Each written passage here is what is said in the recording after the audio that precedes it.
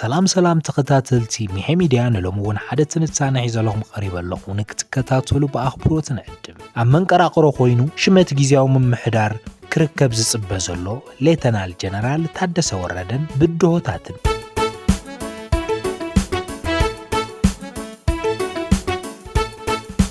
አቶ ጌታቸው ረዳ ብጸቕጥን ኃይለ መልጥን ናይ ፕሬዝዳንት ስልጣኑ ተመንጢሉና በአዲስ አበባ ካብ ዝገይሽ መዓልትታት አቁፂሮ ኣሎ ጌታቸው ሃዲመይ ኮንኩን ኣብ ሓጽር ግዘና መቐለ ክምለስየ ኢሉ እኳ እንተነበረ ልዕሊ ዓቕሙ ስለ ዝኾነ ዝከኣሎ ኣይመስልን ቀዳማይ ሚኒስተር አብይ አሕመድ ኣብ ውዕሎ ፓርላማ መጋቢት 11 ኣብ ዘካየድዎ ዋዕላ ነቲ ብሸርክነት ማእኸላይ መንግስትን ሕወሓትን ዝቆመ ጊዜያዊ ምምሕዳር ትግራይ ዝመርሑ ሰባት ክነኣዱ ከም ዘለዎም ድሕሪ ምግላጽ ናይ መርሕነት ምትዕርራይ ከም ዝግበር ዕላዊ ገይርዎ እዩ ካብ ቤት ጽሕፈት ደጀን ዝተረኸበ ሓበሬታ ከም ዘመላኽቱ ሌተናል ጀነራል ታደሰ ወረደ ንጌታቸው ተኪኡ ፕሬዝዳንት ከም ዝኸውን እዩ ጌታቸው ረዳን ሌተናል ጀነራል ጻድቃን ገብረትንሳኤን ድማ ናይ አብይ አሕመድ ምስግና ተዋሂብዎም ስርሖም ከቋርጹ እዮም በቲም ፈትለ ዝምራሕ ናይ ሓወልቲ ቤት ጽሕፈት ሕወሓት ቅድሚሒ ብዶክተር ደብረጽዮን ኣቢሉ ኣብ ቤተ መንግስቲ 4 ኪሎ ንጌታቸው ወልዒልካ ብታደሰ ተከልና ዝብል ሕቶ ቀሪቡ ከም ዝነበረ ይፍለጥ እንተኾነ አብይ ኣብቲ ግዜቲ ጌታቸው ኣይለዓልን ተሳኒኹም ስርሑ ጌታቸውን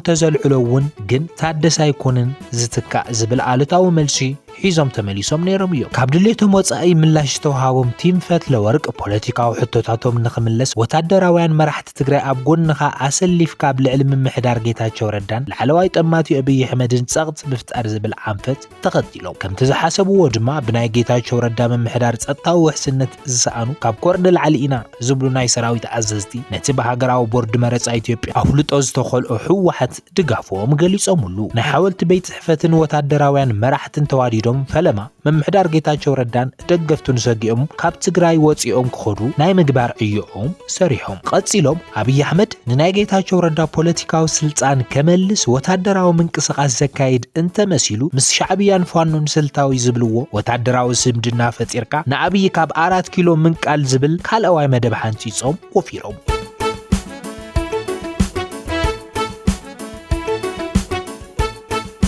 እታ ብዓድዋ ዝሓለፈ ቅነብሽን መጽሓፍ ምረቓ ዝተረየ ኩሎም ወታደራዊ ዓዘዝቲ ዝተሳተፉሉ ወታደራዊ ምርኢት ሓደ መርኣያ እዩ ነይሩ ንኽልተ ዓመታት ሙሉእ ምክትል ጊዜያዊ ምምሕዳር ትግራይ ኮይኑ ዝመርሐ ሌተናል ጀነራል ታደሰ ወረደ ሓሳብ ንጌታቸው ዝድግፍና መሰለ ካልእ እዋን ንፈትለ ቀጠልያ መብራት እንዳወልዐ ንደገፍቲ ክልቲኦም ጉጅለታት ኣዳናጊርዎ ጸኒሑ እዩ ኣብ መወዳእታ ግን ውፃኢ ትበሎ ከም ዝወፅእ ግን ግበሮ ዝብል ኣካይዳ ተጠቒሙ ብኢደ ዙር ጌታቸው ረዳን ደገፍቱን ማሕተሞም ተመንጢሎም ካብ ትግራይ ንክወፁ ኣብ ዝተገበረ ኃይለ መልጥ ሰራዊት ዝተመልኦ ትግበራ ብስውር መሪሑን ኣፈጺሙን እዩ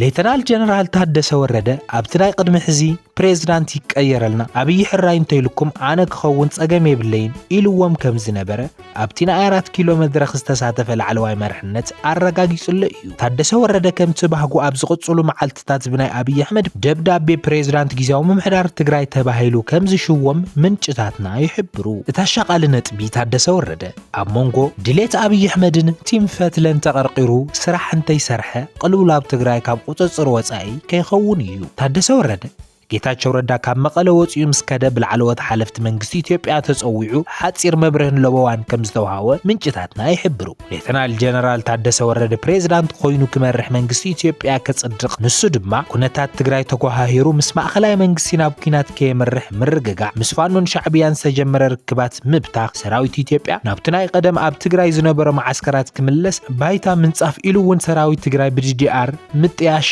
ዝብላ እየን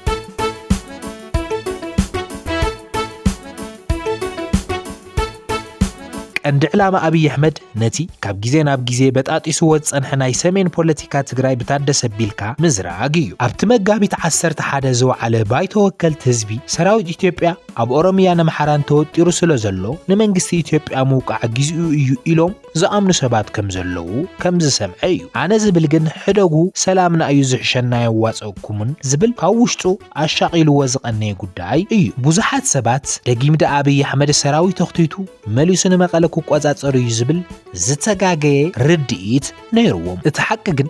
አብይ ዘሎን ዘየሎን ዓቕሞ ዋዲዱ አንጻር ሻዕብያ ከካይዶ ዝሓሰቦ ኩናት ኢሳያስ አፈወርቂ ቀዲሙ ምስቲም ፈትለን ዝድግፍዎ ወታደራዊ አዘዝትን ብዘካየዶ ሚስጥራዊ ዝምድናታት እታ ናይ ዓሰብ አጀንዳ ናብ ዓድዋ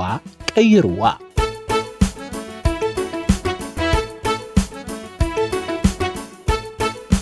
አብይ ዘለዎ መማረጺ ባዕሉ ዝተኸሎ ምምሕዳር ጌታቸው ረዳ ተዓልዩኒ ኢሉ አንጻረብ ትግራይ ዘሎ ሓይሊ ምግጣም ዘይኮነስ ብተነጻጻሪ ክሰምዐኒ ይኽእል እዩ ኢሉ እውን ሕወሓት ብጊዜ ኸይድካ ክመልእ እዩ ንዝብሎ ሌተናል ጀነራል ታደሰ ወረደ መሪጹ ሓርዩ እንሆ ደብዳቤኡ ክህቦ ኣብ ሽርጉድ ንርከብ ሌተናል ጀነራል ታደሰ ወረደ ምስ ምንጭ ሽመቱ አብይ አሕመድ ዶ ይስለፍ ወይስ ምስቶም ህዝባዊ ተቀባልነቶም ማህሚኑ ቁልጭልጭ ዝብሉ ዘለው ቲም መንጆሪኖ ይኸውን ሓቢርና ክንሪኦ ኢና ሰናይ ቅነ እዚ ሰፊሕ ትንታነ ካብ ፌስቡክ ገጽ ሊላይ ቲቪ ወሲድና እዩ ሰናይ ቅነ ቻናልና ሓድሽ ዝኾንኩም ሰብስክራይብ ላይክ ሼር ይግበሩ